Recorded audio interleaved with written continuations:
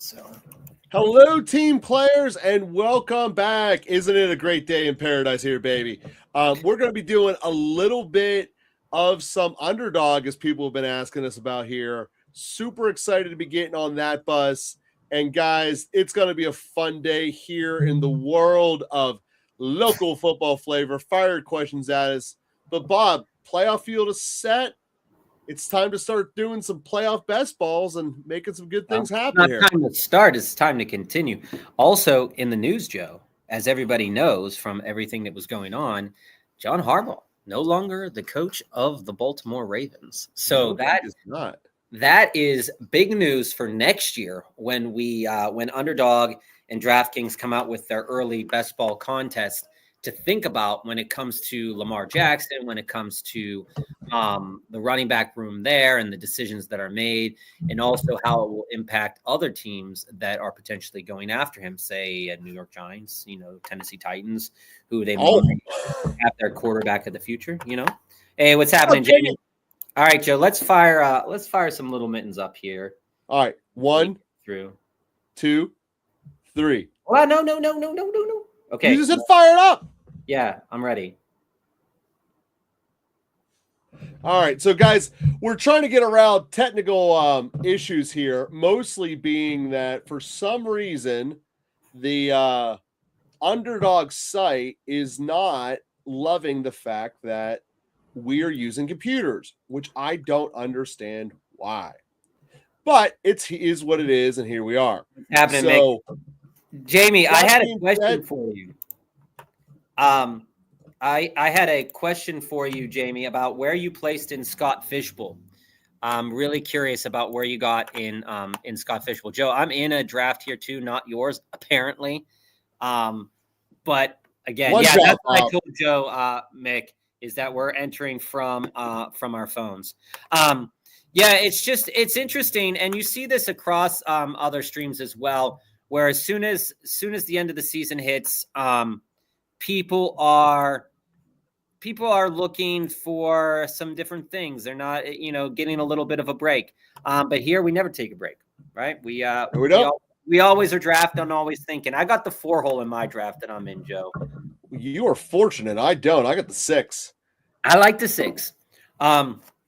So insofar why do you like the 6-hole? I like the 6 because it opens the door in more recent drafts to some interesting combinations that you can't really get anywhere else. For example, like a lot of people from the 6 are building a lot of Philly. And I think if you're drafting 6, and we talked about this on Monday, if you're drafting a lot of Philly, you do have to chase it with some other teams that you do think that are going to score a little bit higher, because Philadelphia has been pretty inconsistent offensively. I'm going to build Josh Allen in mine. Has been pretty inconsistent offensively, so it's a struggle. Also, at 6, you do get the opportunity at times to take a fall in Jackson Smith-Njigba if he falls there. He didn't. And at 6, I'm going to do Devontae Adams and James Cook. And that's a fair combination, but you're not going to get back the quarterback back. So that's going to be 2 one-off pieces for you. I'm okay not getting the quarterback back. Yeah. Like I said, I forget who asked the question late on the day on Monday. It was, hey, I think that it might be a dark horse pick, but I think that Rodgers could be a top 4 quarterback, was what he said. Yeah, you just said. The answer is that aside from really maybe Allen. Hey, Joe, can you fix that on your thing? It's blocking the first round. They can't see it. Oh, well, guys, I apologize. I don't know how to actually fix that. It just is what it is for the guys watching at home. The first round is Puka, Njigba, CMC, Allen, Barkley, and Cook. That's where we're at right now. Are you doing it from your phone, Joe? No, that's from the computer. From the computer there. Wow, this draft is wild. Let me see if we can switch it up to this setup. If it looks a little bit better. There you go, guys. See it all there. That's crazy that just happened. That was a crazy moment. Crazy moments in drafting history. All right, we're gonna take. All right. But Mick, there's nothing wrong with maxing out a board, man. Now, 3 running backs wrong with that. Rip. 5, 6, 7. I thought I was going to get something else there. Yeah, but I think when you look at maxing it out, I think that if you want to look at just sitting tight and not maxing out the mitten 3 that just came out, I think that's fair enough, because we're going to get a bunch of tournaments coming up in the playoffs that are either you get some survivor pulls in, or you get the big boards that are coming up. I think that it's reasonable to say that if you don't want to max it, you don't have to max it. And we've talked a little bit about the benefits and the detriments potentially to maxing the different tournaments. I don't really, if you max the 1 and the 2, if you feel like getting in the max and the 3, go for it. But from my opinion, I don't really think it's worth it. I don't think the payout is worth it.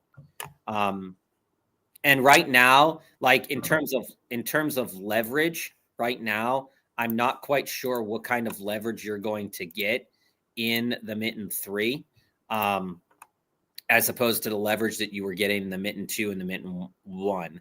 Now that leverage is going to have to come from really taking and thinking about how to get deeper teams. And I'm just not sure that that's fully, I don't know if that's something that I fully want to do on Underdog. Maybe if it was DraftKings, I feel that a little bit more. But I'd really have to think more about it. I'm building something crazy here. I can't wait to show you guys what's up in here. So I just clear, Bob, you're able to see it real good on the screen now, though, right? Yeah, I'm able to see it real well on the screen. You're just gonna have to keep scrolling as you go. I'm fine scrolling, but if you look at the one that I'm in here, you see a 6 receiver in a row run. You don't normally see that. Stafford that late? Yeah, I got Stafford at the end of 3, paired up with Adams. I mean, I'm loving this.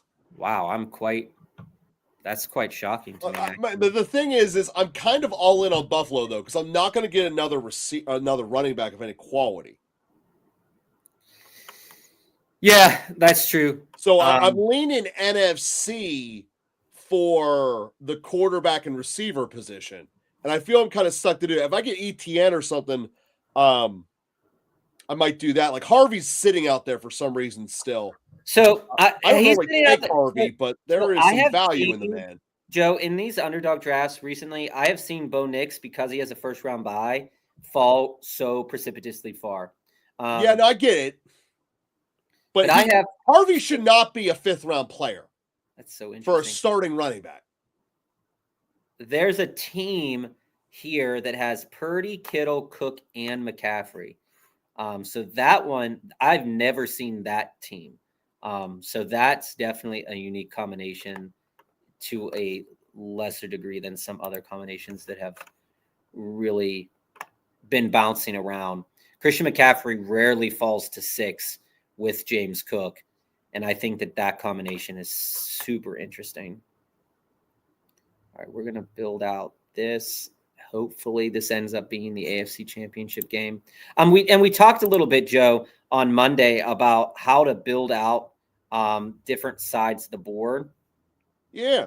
And so I didn't get him. That kind of sucks. I knew I should have taken him before. As building out both the AFC and the NFC pieces, the one that I'm in right now, I'm not necessarily happy with it. I'm a little bummed out that guy took who I was going to take there. But I'm building out an AFC Championship game potentially. And we'll see where that goes. At least it's going to be potentially a game if Buffalo and New England both win. Yeah, so let's talk about that. With the reality is that the Chargers might be the most banged up team offensively entering the playoffs out of all 14 of them. You know, their offensive line is matters, but it's been that way for like 2 months, and they still have figured out how to win. The most interesting game, maybe not the most entertaining game, is that Sunday night one. Is can the Chargers go to cold Boston without an offensive line and basically score enough points with what would be a shootout from Drake May. Like those are the two questions. Can they stop the running of the Patriots? Can they score? Because if they can, and the Patriots get eliminated early, Buffalo becomes the home run hit out of all of them. Because Buffalo, every single time they go to Pittsburgh, which is where they would go if the Chargers, that's wrong, they would go to Denver. But that is a massive opportunity the Bills have to score like crazy. And looking at these different combinations that are out there, given different scenarios, I think are there. And to me, Denver doesn't scare me defensively. Maybe they should, but they don't. And I look at this and go, yeah, maybe we shouldn't worry about that. What if Jacksonville's good? I think they are good. I explained what if Jacksonville wins? I explained this on Monday when we were talking with family about this, is that the fact that Josh Allen is the single best player in people's opinions in the NFL right now really paints a framework for how that game is being viewed. Is that both of these teams are well coached, but in generally speaking, the offensive pieces here for Jacksonville are so much better than the offensive pieces for outside of Cook, right? Cook and Allen for Buffalo. But I think respectively that Buffalo's defense is overall probably way better than hold on, let me get here. Is way better than what we're looking at for Jacksonville. Not necessarily that it's like leaps and bounds better, but it's definitely something that I think people are sleeping on the fact that Jacksonville is actually good, but also the fact that Buffalo's defense is actually good as well. So it's like, the unstoppable force meeting the immovable object in a way, right? Is that these players, it's going to be a good matchup. And I think that people are kind of not seeing that maybe to the capacity that it could be. And they're just saying, no, well, it's Josh Allen, right? It's Josh Allen. Josh Allen's it's going to be great. Josh Allen. And maybe not. What is this guy? Why are you poaching my guy? So, Bob, one of the things I'm learning, maybe this draft is unique, but quarterback's going real late here on Underdog compared to DraftKings. Well, on DraftKings, on Underdog, like I said, once people make their stack, they're not looking for a second quarterback until very late because there's only 10 positions. You can only fill 10. With those extra 2, then people go ham, right? That's fair. Looking for pieces that, may or may not be there. So, that's kind of the room that I have right now, the 2 quarterbacks that fell late. So, Bo Nix went in the 6th. Sam Darnold and Caleb Williams both went in the 8th. Jordan Love just went in the 9th. Justin Herbert hasn't gone yet. And maybe Justin Herbert finishes it off with the guy who has Matt Stafford because he just took QJ. So potentially speaking, that could work there. I did something I normally don't do. I don't know how satisfied I am with this build. But again, the satisfaction that I have with a build doesn't really make it better or worse in a way. That's 100% true. Jamie, I think Joe's early CJ Stroud pick submarined him to the very bottom. Oh, I also never set a roster on Fishbowl. Because you were so literally, I stopped caring immediately. I don't think I'm going to do it next year with how little I cared. I'm going to do it. There was nothing on the line. It was I got so much into doing all the best balls. It was there. Yeah, I mean, I played. I was winning 11 out of 23 dynasty championships and 4 redrafts. 772. That's what I'm talking about, man. That's a profit and a half. Nicely done, Jamie. He stopped carrying week 3. Yeah, that's like, why are we doing this when there's money on the line? That's actually pretty funny. I'm getting really mad at this one guy. Why are you taking my boys? All right. Well, Bob, let's do another one here before the mitten completely falls. So I'm looking across the board here. You let me know how consistent this is. It looks like 5 receivers is kind of the floor for the underdog here. I took 6. Yeah, 5. That's still the floor though. Yeah, I took 6. My team's wild, Joe. Like, I don't really like it, but like I said, it's wild. I ended up doing a dirty Niners build with a lot of advanced pieces fluttered in there. Okay. I mean, I got some Niners too. Here was mine. I got where did we do that in? Did we do that in Little Mitten too? Oh, it's not up yet. There it is. So I did a double dip on quarterback, something I never do. And I did Josh Allen and Drake May. Went Trevion. I was going to also get Ramondre, but I got boxed out of that. So I went DeAndre Swift. Then I built Shakir, Hunter Henry, Booty, DJ Moore, and Odunze because I got blocked out of Colston, Loveland, and Burden. So I have a Buffalo-Chicago Super Bowl, and I have a Chicago-New England Super Bowl. Something I really don't normally do. But if that lineup ends up hitting, I'll be more than satisfied for something like that. So I have probably been the most anti-Bears person there is, but I have become more and more comfortable that the Bears are getting me 2 games than anyone else because I don't think there's a way the Packers. And you love it, man.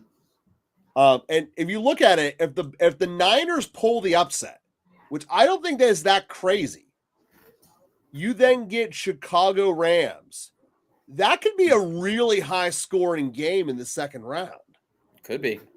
I don't know if they're winning it, but I'm just saying that could be 2 things to advance your team, even if the players don't.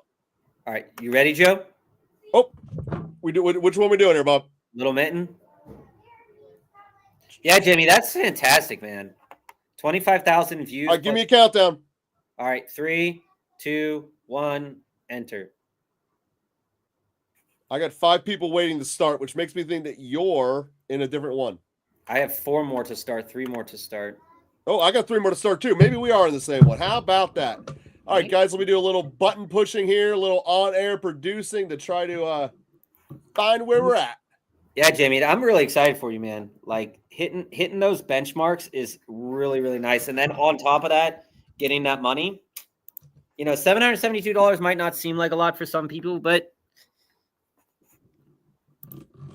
hey, all right, let's see where you're at. You're not in it. Oh, yeah, you are in this one. Nice. You're 4. Sweet. And I got 6. So let's see what happens here. But yeah, so I think that right now, personally speaking, I know that when we talk about content creation is that when we look at the ability to get unique in these best balls, you're running up. And here's the thing, you're running up against sim after sim after sim. And, when you are using things like the sidekick, you're assuming other people are using that too. And the sidekick adjusts, it gives you the best kind of formulas to attack, the best player capital to kind of attack your draft with. And if you want to pivot, it's easy to kind of figure out a pivot piece. And the data points are all there. And I get that a lot.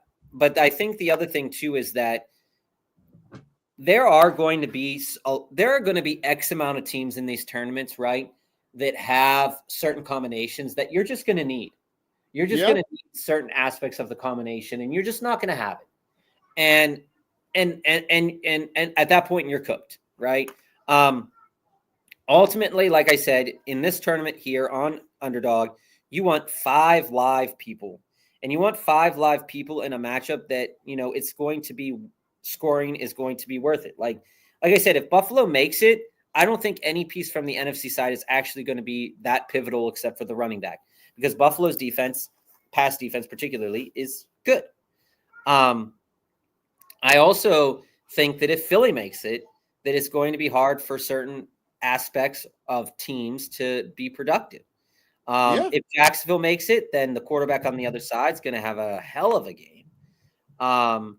So that's kind of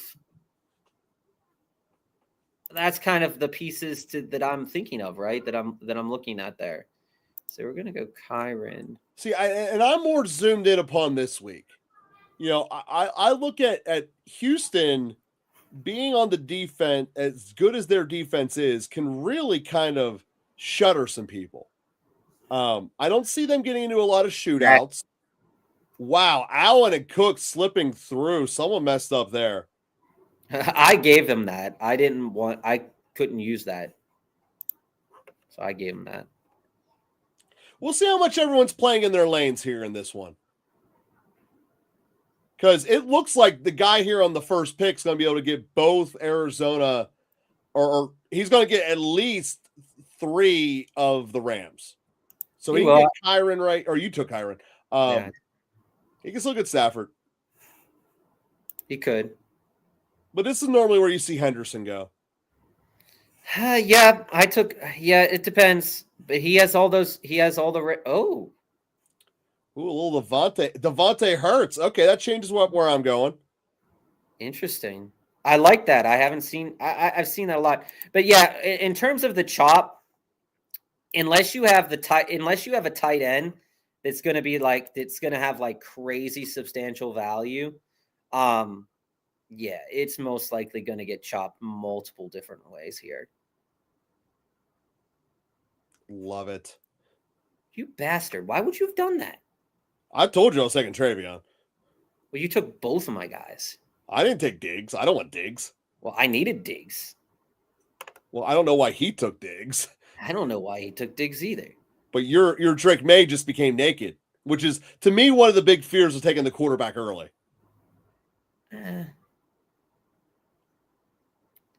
Yes. Yes and no.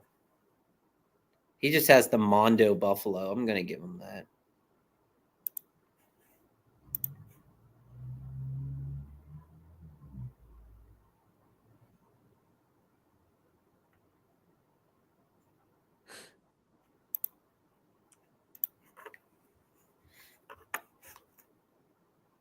And so again, the reason I didn't go, he can have his Buffalo Seattle Super Bowl without JSN.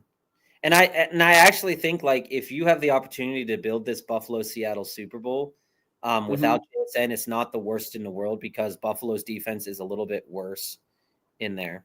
And Jamie, that's kind of where I'm at on this build here too, is that like I said, I'm trying to go with some things that I haven't done before. On Monday, we talked about the value of going with things that you've already done, because you never really know what pod luck's going to look like. True. But on this one, I'm doing something that I haven't done before, which is going with Rams Patriots. And I don't have the best wide receivers from the Rams, which, if the Rams make it to the Super Bowl, you probably are going to need Puka. But the odds, but I'm seeing a lot of Rams with Travion with Devontae and Puka, or Travion with Puka and Stafford, et cetera, et cetera. I haven't quite seen something like this yet. I'm sure it does exist. And I do think that these 4 components of these 2 teams can do well week 1. So we're going to push it with some other pieces here coming up to give us some live options as well. Bob, I'm just smacked in the face of things I don't want to do right now. I know. This is definitely not staying in your lane at all. You went a little rogue there, and that's fine. I did. All right. So It's round 5, right? All right. So we're taking Hunter Henry as our first piece there in the wide receiver room, but we're done at running back. We're gonna go full hog into building out a little bit of Bears, I hope, and the rest of New England. Because like I said, I don't see any value in the rest of any of the pieces. And like I said, I can do a tight end for the Rams. Patriots, Bears, Packers with the Rams advance, sure. And like I said, I didn't build out the Packers there, but with Patriots, Bears with those Rams advanced pieces, I'm cool with that. Like, I'm going to get some pieces there. And like I said, I do think that hopefully we can get,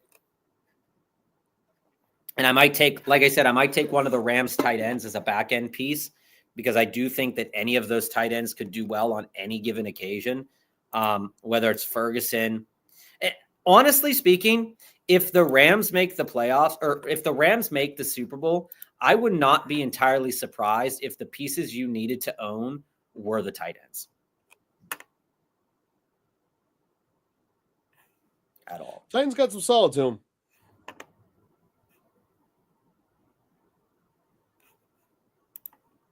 And which tight end? Oh, we don't know, right? It's tough to even say.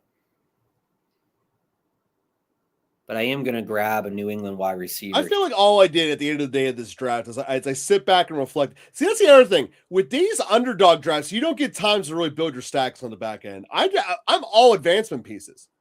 Oh, this guy's building all Buffalo. All Buffalo with a little bit of San Francisco, Seattle. You see that? He built Brandon Cooks really early. I see that. Could this pay off for him? Not if you don't get out of the first round. Sure. Luther Burton's a guy I was debating my last pick for the advancement piece component. I mean, because I have some Bears action, I think the Bears are in a good matchup.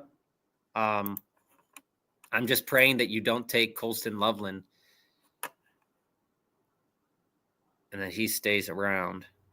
So then I could take another Rams advanced piece and the Chicago piece. I like the Tet pick. I think that Tet's in a matchup that he can do very well in this week. Do I expect Carolina to win? I don't. No. But like I said about the Steelers last week, stranger things have happened. And this room is kind of like the epitome of it, because again, with the Little Mitten 2 being like a $3 tournament, right, is that people are throwing shit at the wall. And it's definitely not like your gauntlet. It's not like your summits where people are being very cold and calculated about it. It's literally combinations that you will never really see. Right? Nope. Do I think Dowdle's a good piece to have? I don't know, but that first team does have RJ Harvey, who has a bye. Corum's probably not going to have I don't know. Corum and Kyron, Kyron for me is okay, I could wait on Kyron. I didn't think I'd have the chance to get Stafford. That's why I went May. I would have taken Adams instead, but we're getting something silly here. I like it. Yeah. I like it a lot, actually. Yep. With Tet and DK Metcalf, because those are pieces that people are not thinking that those teams are going to move on. You know what I'll say, though? What will be a real kick in the dick is if the Rams lose. They did. They did lose there, 4 weeks ago? If the Rams lose, because there's no mega who the hell takes Metcalf? What a dick move. And granted, I don't think that any of the Carolina pieces will be valuable in the second round, because that's where they're going to face a little bit trickier defenses and stuff. But man, wouldn't that be wild, right? You bastard. Wasn't me. Piece of shit. But oh, had the mighty have fallen. BTJ in the first round of redrafts, in the 9th round of playoff best ball.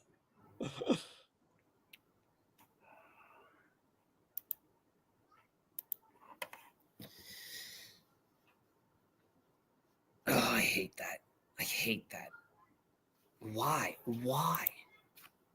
This guy went with 7 wide receivers or 7 wide receivers. That seems excessive when you can only play 2 of them, right?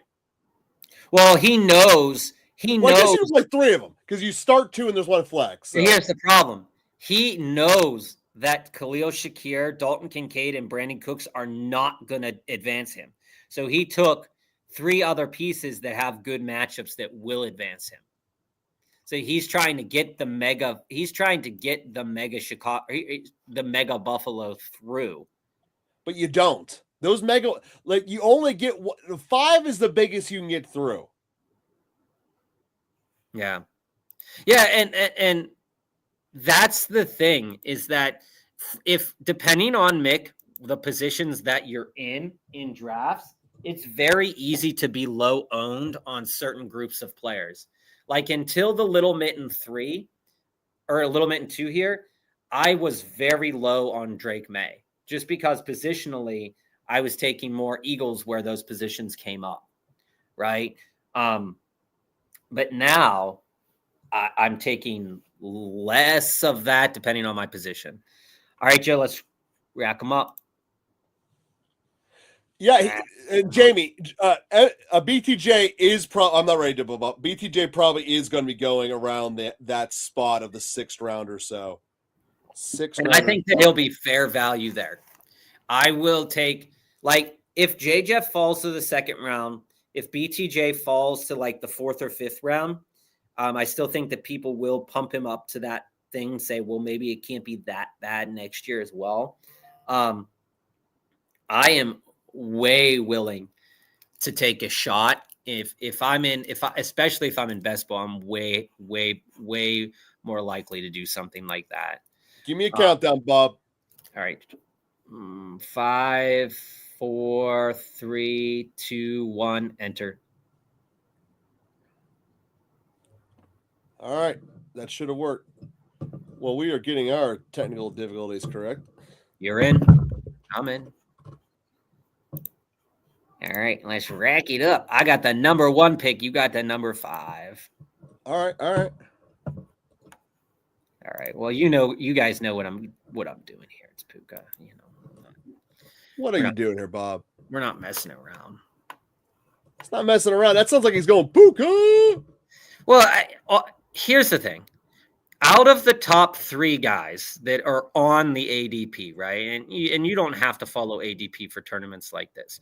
No, you certainly don't. Out of the top 3 guys, Puka and JSN for me, I feel have the best chance to make it to the Super Bowl.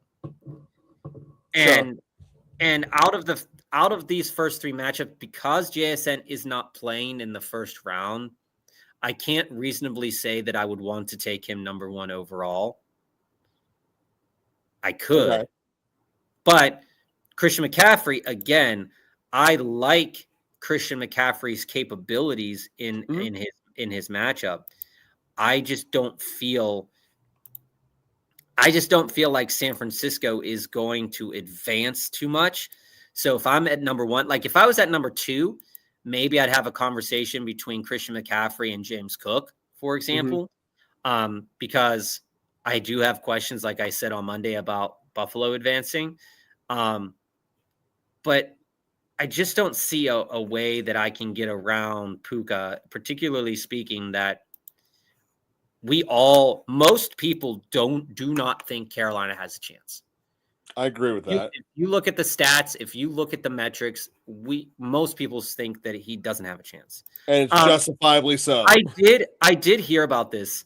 And I do think that when it comes to player mentality, having the proper time to like do things like grieve or deal with an injury is very important. And sometimes people are rushed back and then they don't play well. And then, it gets in their head again. And BTJ feels like a kid that things get into his head a lot. And so, like, being aware of that, I think, is important. See, I think if it ends up being a Jacksonville Phillies Super Bowl, those two players, and Etienne and Barkley, are probably going to smash because Phillies run defense isn't fantastic. And Barkley, you know, he is who he is. Hopefully he can do better in the playoffs.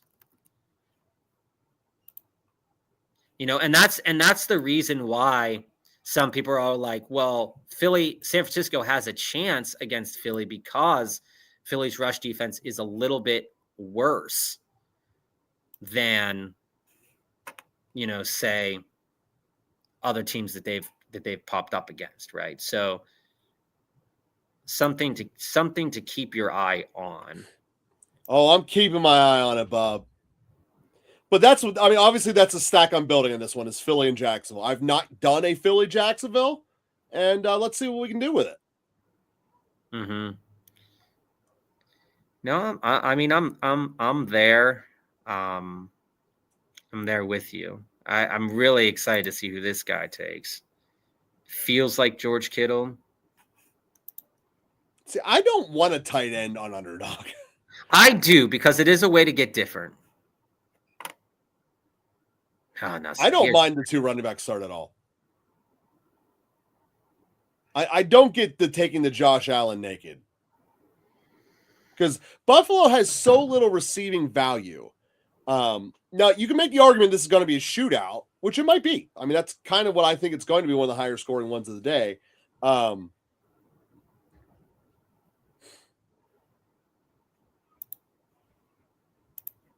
taking her? You took Stafford. All right. That's a weird decision to make. I didn't really.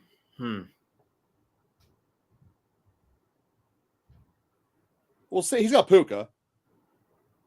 Yeah, I have Puka, and yeah, I don't know. I feel like Stafford's going to score more in the first round. I mean, I said this to you guys the other day. Jalen Hurts, I think, has a chance to score very well in the first round, but they do have to let him off the leash a little bit. But if it comes down to it, they're probably going to be within like 4 points of one another.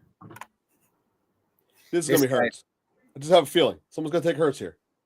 No, this guy is going to take Hurts on the comeback, but he does have Drake May, so I'm not really sure if he'll take Hurts. Unstacked off the jump there. We'll see. We'll see what happens. There goes Jalen Hurts. An unstacked Jalen Hurts with Kyron and James Cook. I am not 1,000% sure what's going on. My strategy might have just changed. I might be off the Philly bus right now and have Saquon as an advanced piece. There's a whole lot worse advanced pieces than that. Here's the thing. Having just Saquon for a let's say it's Jacksonville Philly Super Bowl might not be terrible. Might not be. It's a pathway, right? It's a pathway to take. I'm not saying it's like interminably the best pathway to take. Oh, no one's saying that. But it exists. So we're really going to have to pump it into one direction here. We're going to get, oh man, do I want to do this? Or do I want to go the opposite direction? So looking at the team in the one hole, we got Puka, Brown, Stafford. No running backs over there yet. That's me. I did. All right. That's you, Bob. What the hell are you doing over there with no running backs? This is Underdog. You have to have the backs. Oh, I know. You're taking Kenneth Walker, aren't you? No. Why would I do that? Oh, do you have a little more grossness in that feeling that you just had? Okay. Explain to me Corum in the 5th round. A backup running back in the 5th round. Explain it. Because in theory, he is a backup, Joe, but he's getting 14 touches a game. And you know that my metric for wanting or being able to want to start to running back is around 15 total touches. So if you're getting 15 total touches, is he the best running back on the slate? No. But if you look at my wide receivers, if I am able to build out what I want to build out, which will be a Rams Denver Super Bowl, perhaps, with another running back chaser in there. The necessity, like I said, I drafted Kyron in the second round or in the first round prior, right? And this is a way to kind of just be different, right? Is that when you look at these Rams players, it is just as likely for Corum to score a touchdown as Kyron. Sure. So there really is no, from my perspective here, there's really no difference to me from that account, right? I do think that it's something to keep your eye on, is that, he is my only running back right now. And the running back pool has really diminished significantly. So I will have a little bit of a difficulty kind of there. But if I want to play like some Steelers advanced pieces to get Corum to the next round, I'm for that. I can do that. Right. But because this is so limiting, I can't build both Steelers advanced pieces, if you get what I'm saying. No, you're right. It's going to be very hard to get Metcalf and either Gainwell or Warren on a roster. Right. I said I'm definitely leaning the one quarterback approach, though. In Underdog, I think a one quarterback approach is fine. Two quarterbacks gives you a little bit more chance in the Super Bowl in case one of the quarterbacks has a bad get, right? Yeah. But it definitely limits the amount of positional value that you get from the other positions. Like this guy being a toolbox just took another player that I was thinking about taking with Bo Nix. I mean, sure. Okay. Do whatever you want, dude. It's the drawback of being on the end, though, dude. It is a drawback, but it's not like I'm not like upset about it. You sounded a little upset about it. I'm not going to lie. Yeah, like I was going to take him, but I didn't have to because I have Stafford. I was just trying to build out another possible Super Bowl, right?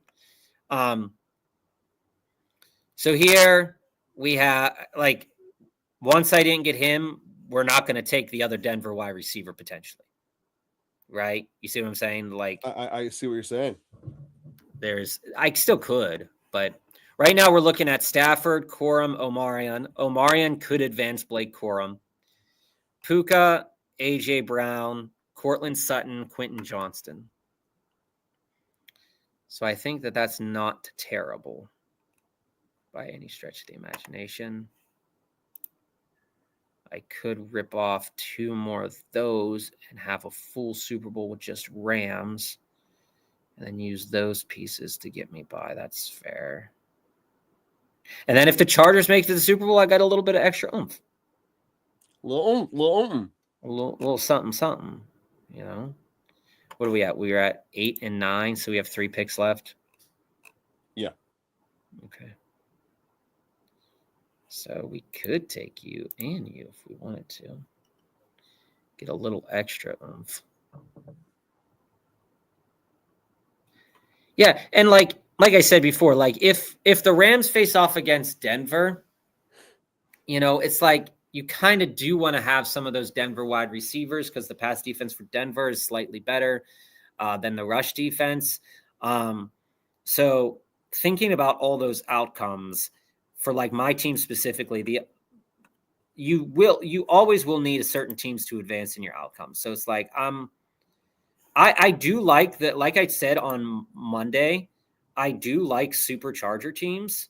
It's cheap to get, and what's really nice about it is that if they do advance and you have your other team that advanced to the one that you think is going to win, you probably have you're pretty strong in contention of, like this team's going to be eating, right? Mm-hmm. You just have to question, what pathway to take. And if you want to build a super team or if you want to get some of those advanced pieces in there, how do you want to approach it, right? So we're going to take Ladd and then Colby. So what I've done here is I've got Stafford, We've got Corum. We got Hampton. Hampton built us into Quentin Johnston and Ladd. Colby to get another back end of the Rams. So we have a Rams Chargers Super Bowl, a double LA Super Bowl. And then Cortland Sutton is hopefully going to get us, some points in the second round. The problem with Denver is building Denver as an advance rate piece for the second round is so rough. If you don't get the other pieces of Denver. But for this last pick here, I could build another Denver piece in the off chance that it is a Denver Rams Super Bowl. I just wouldn't get any points this week. I could also take another Rams if I did think the Rams were going to advance and do a double tight end for the Rams. So, Bob, I ended up building two horse teams with the running back and two receivers with the quarterback, about Jacksonville and Houston. And then my two off pieces are Swift and Barkley. So I have a complete roster with a Super Bowl of 4 different combinations, which is pretty decent. Hey, I have no problem. I have no problem with that. You went really heavy on the backs, and that's cool. But you really need Houston. You need Houston or the Jags. The perfect world is the Houston-Jacksonville AFC Championship. In a perfect world, yeah. If Jacksonville pulls the upset, it's not surprising if Houston wins in Pittsburgh. They're probably favorites. The one piece you didn't take that I think you should take, and I know you said you didn't want to take tight end, would be Brenton Strange. Well, Parker Washington it has the benefit. Oh, I'm not disagreeing with you. I think Parker Washington is the Jags wide receiver to own in the playoffs. I do think that. Yeah, I ultimately had the choice of him or BTJ, and I took Washington. Hey, obviously, and I have Myers already. That's fair to me. That makes sense to me. I've built a couple Bayshall Tootin teams in there too. So, And you guys made some comments about who to look at for next year. I really think that there's 2 good receivers that are getting overshadowed on their rosters that could take off next year on different programs. DJ Moore and BTJ are like those 2 guys for me. DJ Moore out of Chicago feels like it's inevitable. And if BTJ gets out and they go with Myers' route, that could be fun too. I just don't see him quitting on BTJ. Yeah, BTJ is interesting. Again, DJ Moore, you guys know I like DJ Moore, but the way that he's being used this year is not the way that, from a fantasy perspective, that we want him to be used. I do agree with you, Mick, that the Chargers are such a long shot. But here's the thing. If they do beat the Patriots, which, again, the Patriots are a hot team right now. They go to Denver.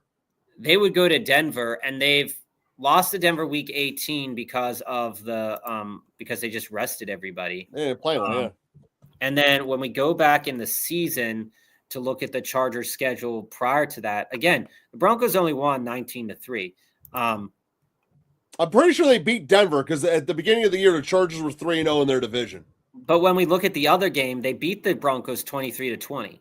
Yeah. And Herbert didn't have to do much.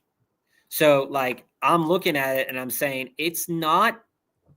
And then if they play Jacksonville, it's not out of the realm of possibility. Jacksonville shellacked them November 16th. Herbert had 81 yards in that game. And I believe that was also Omarion Hampton missed that game. So, there is a reason to believe that, the Chargers are a long shot to win the Super Bowl. But if things break their way on a couple of plays, it could turn out really well for them. So I'm not off the Chargers by any means in terms of building teams, and definitely not in terms of who I think has a chance to advance this week.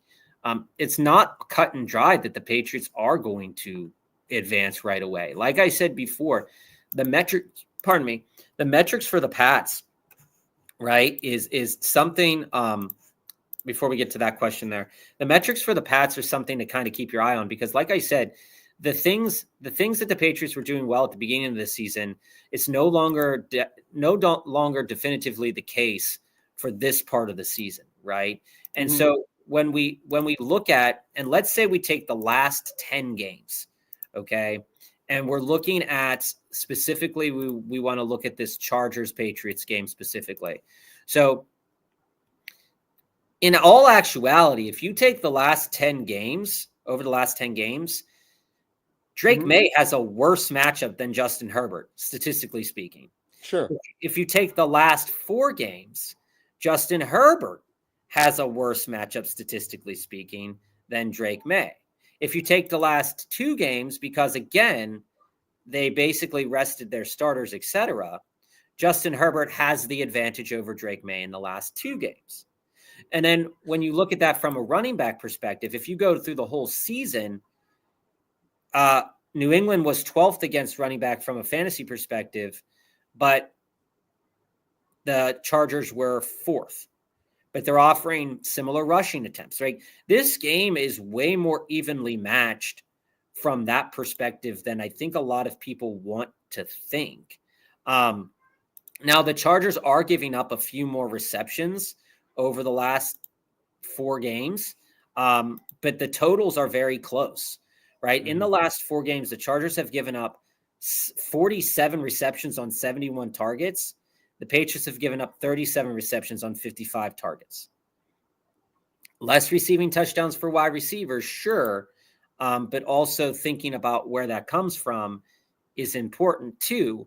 And when you go to the last 2 games and look at those opponents, etc., New England gave up 31 targets and 20 receptions, and the Chargers gave up 29 targets and 19 receptions.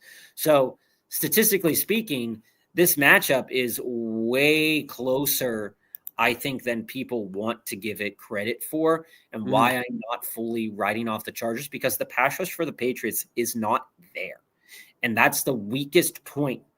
And they're going to try to attack that as much as possible. And if they do, that will leave Vlad McConkey, that will leave QJ, that will leave Rondé Gadsden open to do things. And I think where you get different if you are building Chargers on Underdog is instead of taking Lad, you take Rondé Gadsden. Right? Instead of taking QJ and Lad, you take QJ and Rondé Gadsden, or you take Lad and Rondé Gadsden, or you take nobody's taking Keenan Allen. Take Keenan Allen. Again, Keenan Allen is not a piece that's going to score a lot of points. But if it ends up at the Super Bowl and they end up getting to the Super Bowl, he's definitely going to touch on the Super Bowl. They make it to him. There's no way they won't force feed him in the Super Bowl. Look, so like the problem is there's only so much space. So building a Mondo Chargers, if you don't believe in the Chargers, is not going to be great for advancement if that's kind of where you're at. So when we look at, do you guys have any player prop bets for the weekend that we are locking in? I haven't actually looked at any, so let's look at some right now on. I like the over on Henderson rushing yards on FanDuel. So I like, Joe, can you tell me what the prop is on James Cook and Travis Etienne? Pulling it up. Because that has me really curious as well. What's up, King? How's it going? I said on Monday, these are the 5 teams that I think have a legitimate shot, more than a legitimate shot at the Super Bowl. And it's going to be Jacksonville, Buffalo, Seattle, Philly. James Cook's rushing yards is 80.5. His receptions is 1.5. He gets to 80. His attempts is 18.5. Okay, let me look at something here. There is a legitimate chance that he crests the over in the attempts and in the rushing yards. So Jacksonville has been allowing over the last 2 games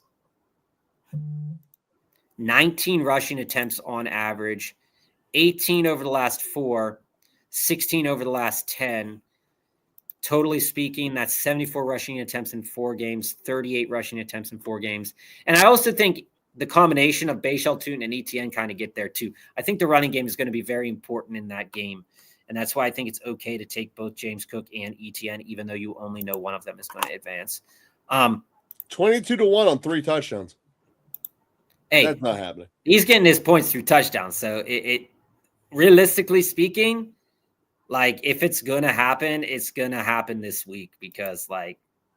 And the money line has it as a push the whole game. I'm saying, and I'm betting you that it probably has New England favored by like 4 or something. Oh, like New England?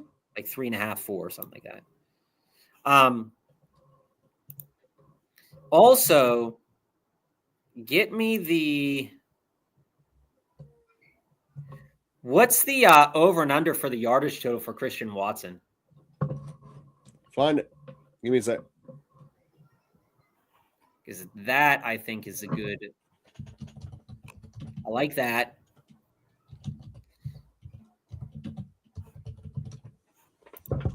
I like that a lot. And then, like, if it's anything like Christian Watson, 3.5 reception, 54 yards. I think that goes over. I think the reception total goes over in that game. Well, the total goes over. He's going over 53 yards. And what's Kelvin Austin's? Not worth betting on. I can tell you that. I'm curious. Metcalf will be back. But Calvin Austin is not a whole lot on his. His is just touchdown props. They didn't even do the rest of his. Yeah, that sucks because I do think he has a good chance. I'm probably, depending on what the total is, I'd probably bet the under on Shakir. Realistically speaking, because I just don't see it. I just don't see it this week for him. I'm just really intrigued because these matchups, again. And like I said, guys, I've built a lot of Rams. Rams are that 5th team, by the way, King, where I was talking about, where I think it's in any order of that you want to hear. Buffalo, Jacksonville, whoever wins that game, I think is going to be the AFC representative. And then you have Seattle, Rams, and Eagles. Now, if the Eagles cannot generate offense, then you could easily see a team like the Bears come in and scoop something up if they were to beat the Packers, because the Rams or the Bears do have a good offense. The coach is, Ben Johnson's very good at what he's doing right now. The defense, while it's not stellar to any perspective, they do offer a lot of pass attempts to quarterbacks. They do offer a lot of rush attempts, but they also are keeping pace. And the defenses that they'll face, I think that they'll be able to kind of meet them where they need to be met at. Also, keep your eyes on overs. If you're looking for like a bet for the week, the overs for DeAndre Swift, the overs for a guy like Josh Jacobs, and, the reception total overs for the guy. Bob, I want to do another one. Barkley. Yeah, I'm ready to do another one too. Let me know. All right, let me get out of here. It's probably the last one of the day, but let's do one more. Yeah, we'll queue up another little mitten. All right, Joe, you ready? 1, 2, 3, enter. Ooh, it's gonna be close. See what happened. I don't see you. I don't see you. I do not. Bob, you messed up then. Hey, I got the number 1 pick again, so maybe I didn't. Well, guys, you're stuck watching mine without me having the number 1 pick. Sorry about that. I like the Seahawks, King. Now, from an offensive perspective, I do think that certain metrics they are lacking. But overall, if there's a team that realistically can win it with a pedestrian offense, I think it is Seattle, because what Seattle does defensively is like they go after teams, and they go after the ball a decent amount. So the challenge the Seattle Seahawks have is, I don't think that they can. Here's the number 1 thing Seattle needs is Philly to win. Starting point. because I do not think that they can go through the gauntlet of the 3 West teams in a row. Again, they've already playing the Niners and then beating the Rams. I don't think they can beat both. But they've already played wins, and of course also Chicago loses, which is totally possible. I mean, I know I keep saying take Chicago, but there's a very real chance that they implode. They are Chicago Bears after all. I mean, yeah, sure. Here's the thing though about the Seahawks. That's the best thing for Seattle, because then that way they don't have to play both the Rams and. But here's the thing about Seattle is that, and this is the reason why I think Seattle has the best chance, right? Similar to the Rams, right? Is that they have already played each other twice, and they've already both matchups they split the series. So they split the series with San Francisco. They split the series with the Rams. Okay, now when you go with the Rams, and you see how the Rams split, went about their series. They lost to San Francisco the first time around.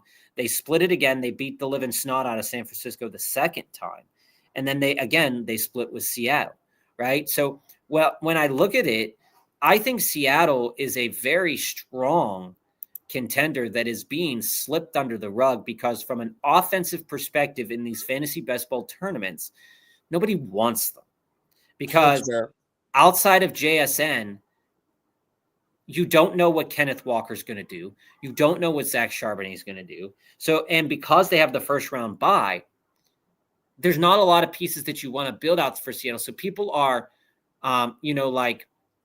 wishful thinking, right, that Seattle's not going to make it and these other two teams are, because Seattle just doesn't have enough pieces to make it worthwhile to take Seattle. And I think that that's kind of problematic in a way, right? Is that there is a reasonable pathway that can be made where I just got Puka, Kyron, and Stafford. Damn it. It's always that. But I do think, wow, this guy's got Josh Allen, Jalen Hurts, and A.J. Brown. So I'm curious how he's probably going to build out Ty Johnson for that Super Bowl. I do think, legitimately speaking, and this is the thing, it's like, I think that they have been reusing Rashid Shaheed to do different things, but they haven't been asking him to catch the ball, because to the same effect is because they've been winning, right? It's like these slog fests that Seattle has been through. It's not because they can't score points. They can score points. It's just the fact that late season Darnold might not be the same as early season Darnold. But if you look at the last 8 weeks of the season, and you look at these games, 13-3 against San Francisco, 27-10 against Carolina, 38-37 against Los Angeles, 18-16 against Indy, 37-9 against Atlanta, 26-0 against Minnesota. And that was a game where they didn't even have to score any offensive points. They didn't even have to do it because their defense was so dominant. And I think that is continually slept on, because there are so many bigger offensive pieces from the Rams, from Jacksonville, from New England, Denver, that it's just not utilized much because nobody wants to build that out in these tournaments. And because they're a week one bye, people are just sleeping on it. It's very likely that this Super Bowl is going to be like Seattle Buffalo, and it's going to be a slogfest with minimal points scored by offensive players. It's very likely that happens. What's happening, KJ? When you guys are doing prop bets, do you all alt down yardage or just go with the under instead of an alt? How do you feel about that, Joe? So on prop bets, I rarely do the alt yardage. And the reason is the value is not normally there. And also you put yourself in too big of a trap. I think you're better just doing the line on prop bets the way that they are. I do got to say that if you are doing prop bets, do ones that are concurrent. So if you're doing someone's yardage, also do their catches. Because in general, prop bets, especially touchdown prop bets, are the most profitable things sports books have. They're like betting the hard ways and craps. They're going to take your money. So if you're going to do it, you got to stack it in your favor by doing concurrent prop bets, catches and receiving yards, attempts and rushing yards. Those are the ways to really kind of level out your odds. But very rarely will I do it all, and very rarely do I even play in the prop bet neighborhood. Mm-hmm.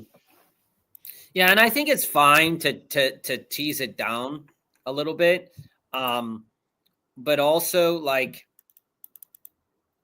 I think it's only realistic to do that if you feel like it's gonna be like the major hit of the century. Like if you think like if Nico's prop is set at like 55 yards and you kind of are running your numbers and you see that, oh, it's very likely that he only gets 45. If the money's right, it makes sense, but usually it's wrong. Usually it's not right to tease it down like that. And I think that maybe more people would tease it down as part of like a parlay, right, Joe? But rarely does it feel worth it to tease it down with a just straight up, off the rip kind of performance. Like, so Bob, this is a basic draft question for you. Looking at my board, knowing that the guys to the left of me both have Hurts and Drake May, where do you think the chance I could squeak Purdy through them? High, unless they built out Christian McCaffrey or Juwan. I got them both.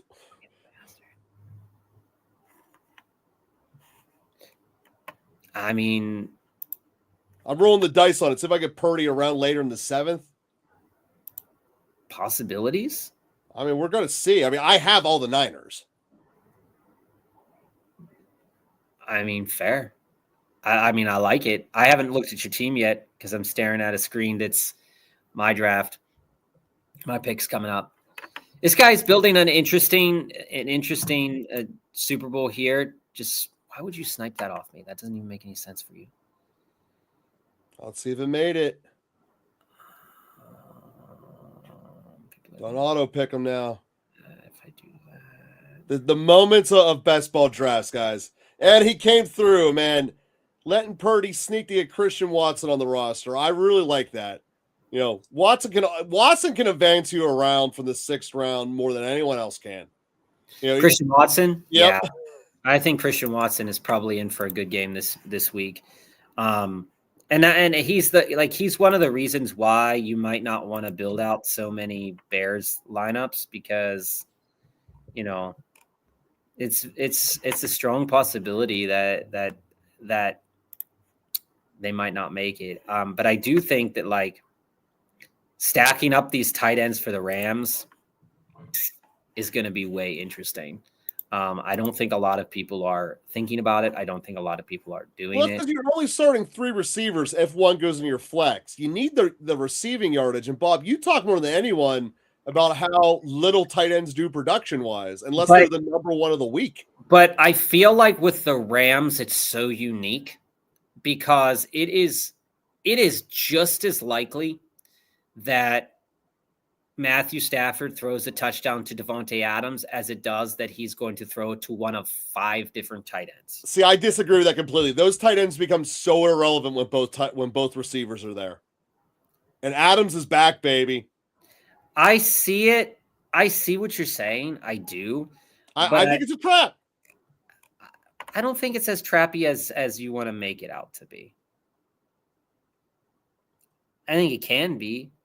Like, it absolutely can be, but I don't think it's as trappy as you're making it out to be. All right, we're going to go. Who do we want to get here? We want to get a nice piece. These targets. Get some targets here. Do we want some Steelers? No, we don't really want any Steelers to get some targets in. I could go with Steelers. Give me an interesting, weird-ass Super Bowl. I'm going for a Super Bowl of the Niners and the Steelers. That's again, that's what the $3 mitten is all about, baby. That is one that I have not been a part of. No one's ever been a part of this thing. I might be the only person in all of FanDuel stupid enough to do it, or Underdog stupid enough to do it. No, you're not. But if we get there, I will have 6, which is probably a bad sign. Too many Niners. I really hate the team that I've built right now because people have worked around me, but like I'm just kind of going for it, I guess. So I have the major Niners, right? I have CMC, Kittle, Jennings, and Purdy. Mm-hmm. So 3 Niners, 3 Steelers with Adams, Henry, or Adams, Harvey rather, as my early advancement pieces, then also including Watson as well. Those aren't the worst 3 advancement pieces with the Niners and Steelers combination. Honestly, it's not. I mean, obviously, they got to get there. We appreciate you, Jamie. Don't forget that like button. Appreciate y'all, guys. Jamie, we love the fact that you're winning big and winning more than half of your leagues, too, man. That is beautiful. Oh, I really Dynasty it up. We're here to help every format. Every format. I really despise this team. Because I tried to do something that I shouldn't have, and now I don't have the positions that I need. What did you try and fall flat on your face with, Bob? Well, what I was going to do was I was going to build for a Rams-Seattle divisional matchup. Yep. With some back-end Seattle pieces to go with my Rams pieces. But then I was going to do it through the running backs with Walker and Charbonnet. Then Charbonnet got sniped. And then it just became unworth it. So I was like, oh, well, maybe I'll build some Bears. And then, like, summarily, like, Colson Loveland went, and then DJ Moore is kind of the Bears if you want to build a Bears lineup, you got to start it in the 4th round. And that's so far in front of ADP, no one does it. Yeah. But right here, but then I was like, maybe we don't do that. Maybe we go in a different direction here. I just have to check one thing here. Yeah. When you see this team, you're going to be like, how do the Packers stack up against Seattle? How do the Packers stack up against Seattle? How do you mean? Like if they get there, what's their matchup edge? All right, so I'm basically trying to talk myself into doing a Packers stack. All right, so I'm going to have to go deeper than just do it because I'm going to have to go back to week 18 to get it onto the to get it to have show Seattle. But so when we look at where Seattle is in these games, so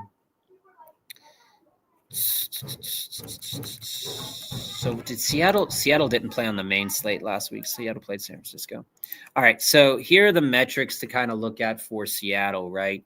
Mm-hmm. Is that Seattle over the last 4 games, and this does not include the game that they played week 18. So this is from week 13 to week 17. Mm-hmm. So in that span of time, per game, they were offering around 28 rush attempts. Now, they did limit San Francisco this past week. They limited Christian McCaffrey pretty significantly, and they offered a lot of targets. Now, they did not give up a lot of touchdowns. So in 4 weeks, so if we go back and we look at Seattle's schedule from that time, that's Carolina, Los Angeles, Indianapolis, and Atlanta. So that's Bijan, JT, Kyron and Corum, and then Chuba and Rico. In those 4 games, not the worst stack of backs. They only gave up one rushing touchdown in those 4 games, but they did give up 411 rushing yards. Okay. Which is not too different than what San Francisco let up. And that's why the Ken Walker Charbonnet is pretty interesting. From a quarterback perspective, Seattle has only allowed in the last 4 games 4 total passing touchdowns, not accounting for that San Francisco game. So it's even less now because you're accounting for that San Francisco game. Over the last 10 games, And again, this goes from Carolina, Rams, Colts, Falcons, So Minnesota. basically what you're saying is the second round going into Seattle is not going to get you to advance out of your pod. I honestly, even deeper reasons to divest from the Packers. Yeah, I don't honestly I don't think so. So here's the other thing. So if you take all those 10 games that I just said from week 17 all the way back to week 7, a total of 10 passing touchdowns they let up. Yeah. That defense is too good to go through it. So you can't. That actually is an argument against the Rams stack, because if Philly takes care of business and Chicago does, but the Rams are going there in the second round. But it's also to say that this will be their third time meeting, and the last time that they met. And this is why, if you guys remember, this was the Thursday night game. That was the Thursday game where I said that I would be more inclined to sit Stafford, and he ended up throwing for 457 yards and 3 touchdowns. You were nuts, yeah. They gave him 49 attempts, and Puka had 225 yards and 12 receptions. So, any team can have a bad showing defensively if you're on the field for 50-some plays. In that game, the Rams had more plays than Seattle. So if you give Matt Stafford more plays, but like I said, because this is their third time meeting them, that if that does happen, they're most likely going to have a plan ahead for Puka. But again, if it's Carolina, I think if Carolina wins, the Bears or the Packers are going to go to them, and that's going to be a pretty tough matchup. So here's the lineup that I built. If Carolina wins, they almost certainly. Well, if Carolina wins, they're the 4 seed. It all depends upon what happens in Philly. You ready to hear this lineup? Yep. Super gross. Very disgusting. Stafford. Kyron, Walker, Corum, DeAndre Swift, Kenny Gainwell, Puka, Luther Burden, DK Metcalf, Tyler Higbee. You don't have a long-term build, but you got advancement pieces. Hey, like I said, anything can happen in the NFL. And if it ends up being a Rams-Steelers Super Bowl, both Metcalf and Gainwell can do very well against the Rams. Mm-hmm. And Tyler Higbee can do very well against the Steelers defense. Well, I can tell you, if the Steelers get anywhere near the Super Bowl, it's going to be on Gainwell and Metcalf. Hey, I mean, it's a little bit of back end bullshit, but stranger things have happened. I don't expect it to win. People have won more with less back end bullshit, Bob. Truthfully speaking, absolutely. All right, guys, we're going to get out of here. Just like Jamie said here, don't forget to hit like, follow, and subscribe. We appreciate everybody. We're going to be back next Monday, 3:45, with more drafts, talking about the playoffs that just came, and just thinking about, and the drafts that we do next week will be more so thinking about the big boards and thinking about how to prepare for the best ball season that is coming up, because the playoffs will close this week. So get your drafts in, everybody. It's going to be fun.